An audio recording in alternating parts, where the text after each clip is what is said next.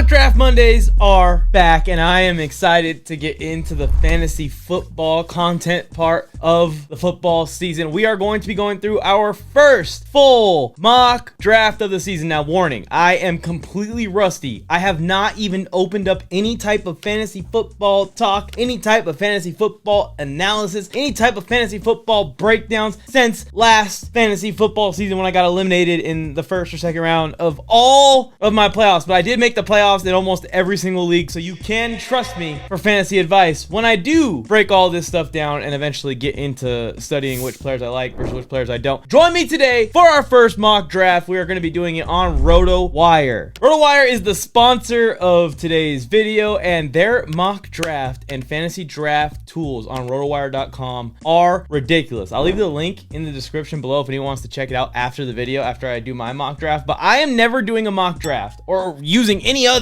fantasy football preparation kits, tools, platforms. It's all here on RotoWire. Let's start our first mock draft here. Get in here and get set up, right? You can put whatever you want for the draft. This one will put Mike's first draft. Again, this is my first draft. Don't make fun of me if I have any terrible picks. I am picking second overall in one of my leagues, so I'm gonna put myself as team 2 here. We only play full PPR around here. We ain't doing no half PPRs here at NFL Mike's Corner. Look, you go ahead and set up your draft, right? And this is what's cool about this tool, that you can also go ahead and set up a draft plan. And I'm gonna add a new draft plan here. I always aim for upside everywhere I go, but you could customize this exactly how you guys want it on the RotoWire website. I'm skipping through this so you guys can see it, and this is what's super cool, that you can organize this draft plan, and it's gonna build this draft kit for you automatically based off of your own preferences. I always like to put different things on my priority list at the top, different things down based off the year. It honestly will change from year to year. So right here, you could go ahead and organize that for your draft plan. We're just gonna go into it because, again, first mock draft, I just want to get a rep in. I just want to get some practice in. Here's where you could go ahead and add players that you really like. So I could go in here and add players that I really like Ladd McConkey, you know,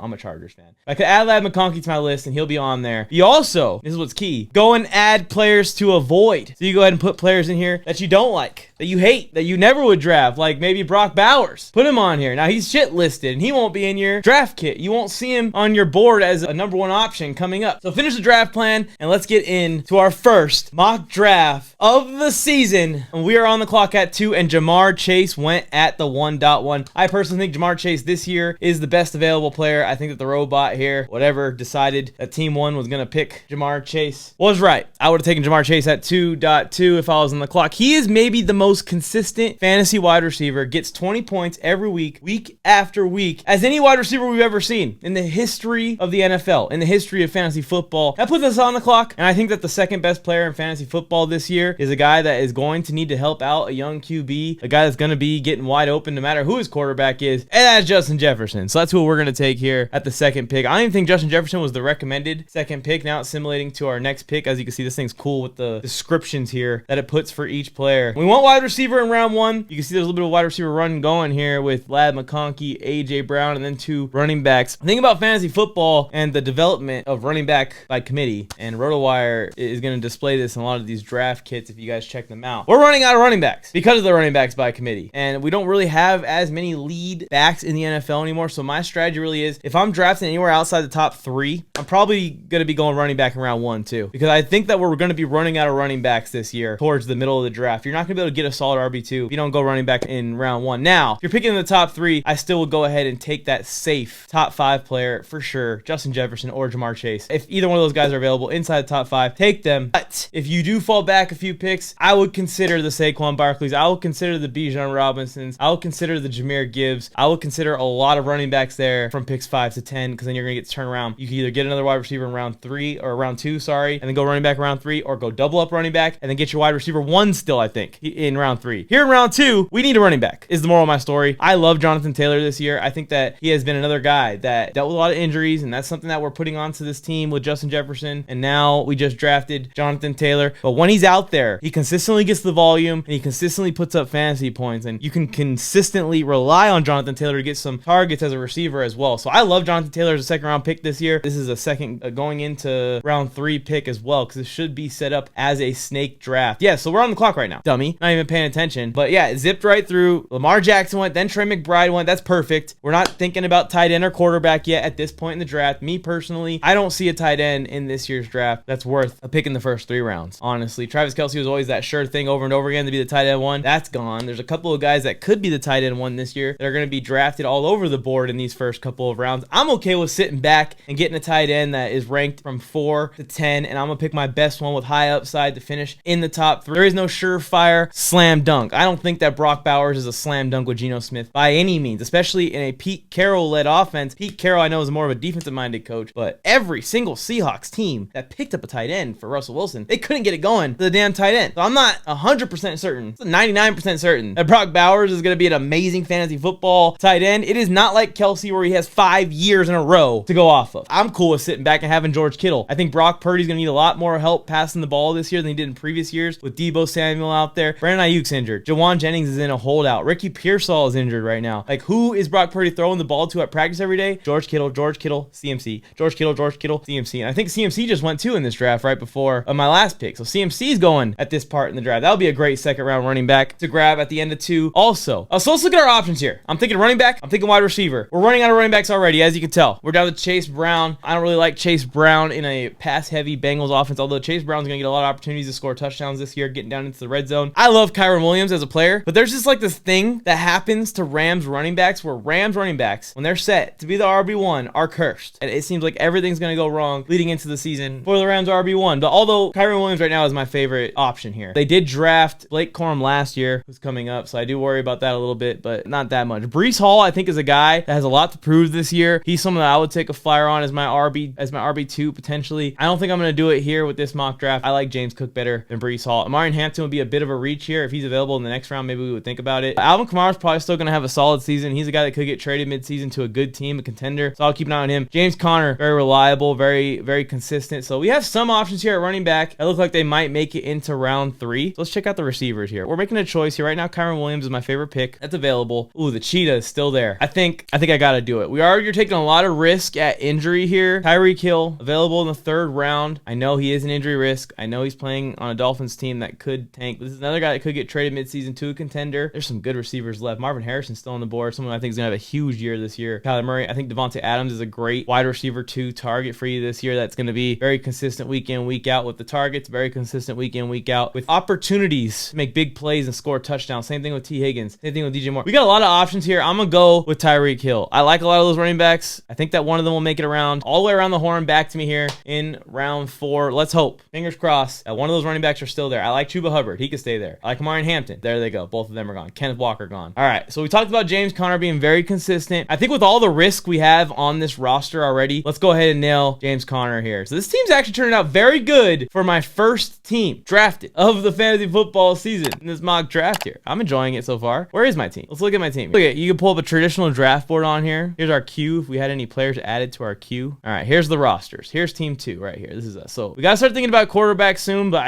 I'm okay with getting my flex. I'm okay with getting extra receivers, extra running backs, and waiting on the quarterback. Now that we got Tyreek Hill and Justin Jefferson on the same team, JJ McCarthy, Tua will probably be my targets for my QB2, and then I'll pick a guy I like to be my starter throughout the year. I like to stack my backup quarterback with my star receiver if it's someone that's serviceable, like Tua. Tua will be perfect for this, or even JJ McCarthy, like I said, who probably won't be drafted in a lot of drafts. Maybe he will be, but I don't think so. All right, so let's get back into this. Our team's looking really good, actually. I think this is a squad.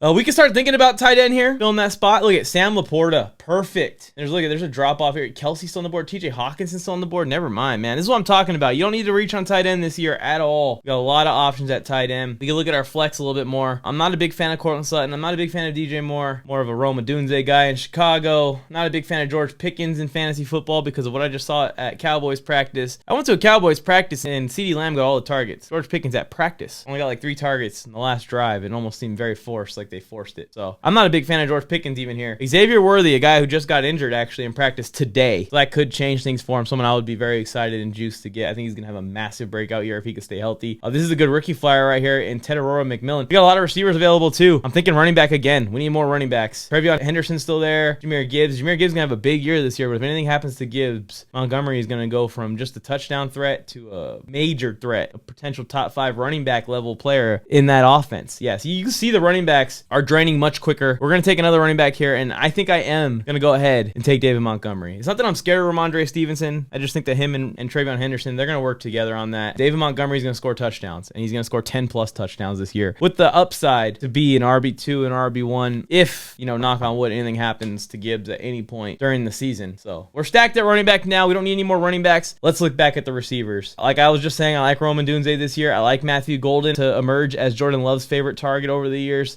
span. Khalil Shakur is a sneaky pick here in Buffalo. No one's really established themselves as their lead wide receiver yet. You can see the receivers are starting to dwindle. We're starting to get a little bit thin at receiver, so I'm going to go ahead and think about drafting receiver here. Here's some other receivers. Josh Downs still there. Ricky Pearsall still there. Chris Godwin is still there. Let's look at the tight ends again. This might be the good spot to pull the trigger. Yep, look at tight ends are starting to go. All those tight ends we talked about in the last round, like, oh my God, look at all these tight ends. They're all gone. So here's your spot right here, y'all. At least according to the RotoWire mock draft, you guys want to check it out. Again, the link's going to be in the description below. Travis Kelce. Let's see what else we got here. TJ Hawkinson, Sam Laporta, all three went in round 5 and then into round 6. So I will pull the trigger in round 5. If I could go back in time right now, I would have drafted one of those guys in the last round. Not a big Mark Andrews guy, although Isaiah likely went down in practice today, which is not good news, but it would be good news for a Mark Andrews draft pick, potentially. I like Jake Ferguson, but I think I can get a similar level tight end later. I can take a shot on Tyler Warren later. Oh, this is a tough one, man. Your best tight end right here is probably Mark Andrews. This is not who I would want to draft, though. So this is what I'm talking about. First reps. You got to do these reps so you learn. Tight end, round 5. Kind of spot to take them. Last chance to take them. And now we know. We still don't have a quarterback also. We should have probably looked at the QBs before drafting. There's Brock Purdy. I like these QBs. I like these QBs a lot. We got to do it. We got to get Justin Herbert in here. I feel like we do at least. We're in round 7. Justin Herbert's still on the board. Let's wait one more round for quarterback. Let's get Rome Odunze on the team. I think Rome's going to have a big year. I think him and Caleb Williams' connection is only going to grow with the space they're getting losing Keenan Allen. The Bears are going to run the ball a lot more, but you see what Amon-Ra St. Brown does in Detroit with Ben Johnson. I think that's what Rome Odunze could be for Ben Johnson in Chicago as well. All right, now let's look at the quarterbacks. We could also get another receiver, but there goes Kyler Murray. There goes Caleb Williams, who would go with Rome Odunze. Justin Herbert's still here. We'll take Justin Herbert. I may even consider doubling up at quarterback just to be sure. I think that Justin Herbert's going to have a good statistical year. He's not some weeks where he has big games, and you're going to have some consistent weeks where he's having 2 touchdowns and 250 yards over and over again. So I'll take Herbert at this spot. We got some running backs here. Travis Etienne's still on the board. Cam Scadaboo's still there. There's Ramondre, who I talked about earlier. Jadon Blue's a good flyer. He's a guy that could break out and become the Cowboys RB1 over the course of the season. I like a lot of these choices at running back. Najee could be your vulture there for Amari and Hampton. If you get those two together, that would be good. I think Travis Etienne may be a flyer. I know Tanks Bigsby's there, and he's definitely going to take carries. It may be a good chance, though, here to take Travis Etienne and see what happens because of what he does in the receiving game in a PPR league. Matthew Golden is still there as well. Let's look at our roster. We don't really need running backs, do we? We don't really need receivers either, I don't think. We're going to take Travis Etienne and hope that he can continue to hold the lead back role there in Jacksonville despite the Tank Bigsby breakout here. There we go. We're simulating all the way around here. We're in round 10. First mock draft almost in the books, and Fields still there. This is someone that I like to take later in drafts this year. Justin Fields, I think, is going to have a fine fantasy season as a starter of the Jets. He's going to have a lot of rushing yards. He's going to get a lot of production based off of that, I think. I don't think he's going to be a big passer, but with Garrett Wilson there, it's going to help him a little bit or some more touchdowns. Dak Prescott's still on the board as well, who's just consistently a good fantasy quarterback. CJ Stroud. Like I said, JJ McCarthy is my QB2 would be perfect. We do not need to draft quarterback here with Justin Herbert already on the team and reached for. Let's see what our team needs. We could use the kicker. We could use the defense here, but that's another position that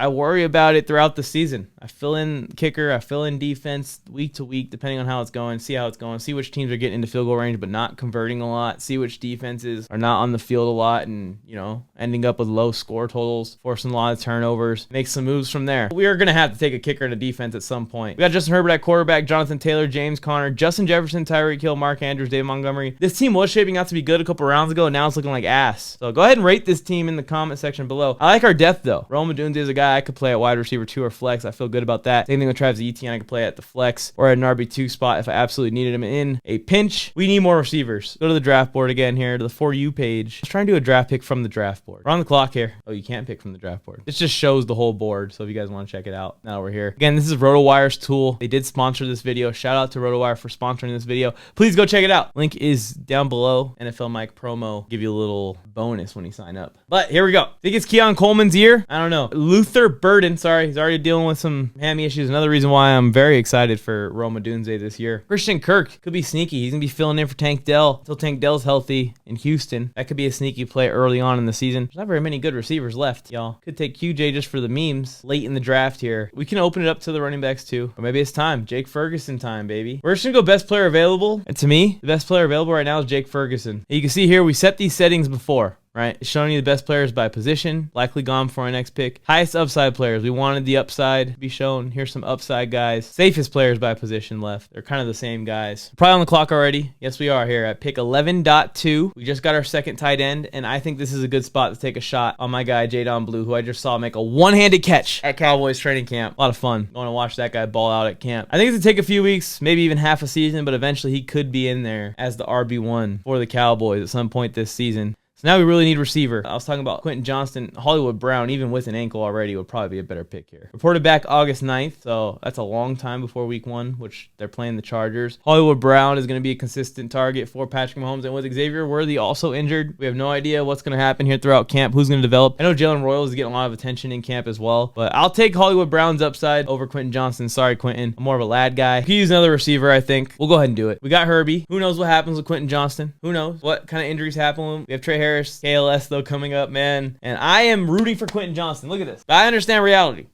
I understand Ladd McConkey is really good. I understand Trey Harris is really good. And KLS is breaking out with Darius Davis there too. But we're in round 13, 14 here. How many more rounds do we even have? Oh, this is the last 2 picks. So we got to go kicker and we got to go defense. Where's Chargers defense? I don't draft just Chargers usually. Chargers defense on here? Nah. Someone must took them.